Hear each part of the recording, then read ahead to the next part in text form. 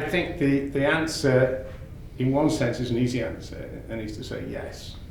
I think the use of antimicrobials, wherever they are an added selection pressure. So wherever we use them, there is the potential not only for good, primarily for good, but also there's the potential for causing issues down the line. So I think that whenever, I guess it's like with all benefits, there are risks. And therefore, if we can actually reduce antibiotic usage, it can only be a good thing.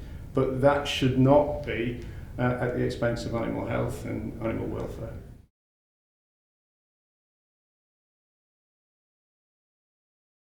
And I guess it's the one that there are people who will give you a very clear answer inside, that it's a very clearly related issue. As that resistance goes up in animals, it goes up in man. I'm sorry, I don't buy that, because I don't see the evidence.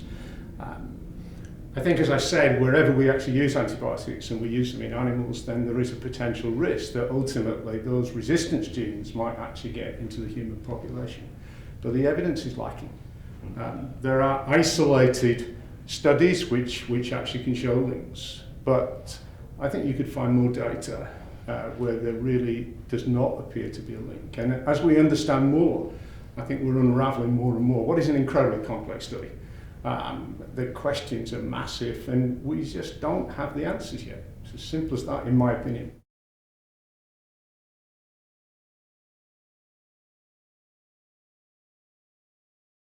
I think that's the main rationale. However, as I've already said, I think that if we can reduce usage, then we reduce selection pressure. And therefore, I think it's a good thing if we can legitimately reduce usage in animals. But whether that will have an impact on public health, on human health, I've not seen the data yet. But it would be a good thing to see resistance reduced in animal health. It really would, because that reduces one of the risk factors. It's as simple as that.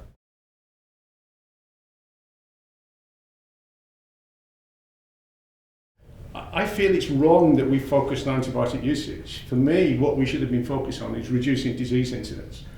Because if we reduce the incidence of disease, and whether that's by change in management, and I'm not a practitioner, so I'm getting a little bit out of my depth, but if we actually reduce incidence of disease, then we would reduce the need to use antibiotics. And for me, that is the big issue, because animal health is important, and if we've got a sick animal, we need to treat it. And therefore, I'm not sure that you can say, well, we have to reduce antibiotics. That should not be at the expense of sick animals. So let's focus on reducing the incidence of disease.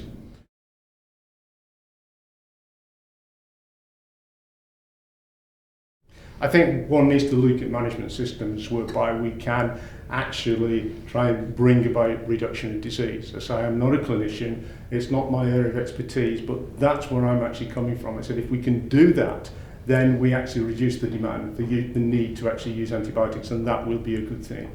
So really, yeah, focus on the disease issues and the management issues. Maybe it's a nutritional thing, but that's really for other people, I think, to contribute to that debate. And I'm sort of not an expert there, but that's what I'm passing the buck.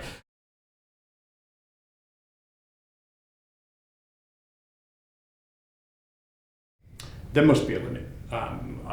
Because we've just come back to the fact of sick animals are going to need treatment.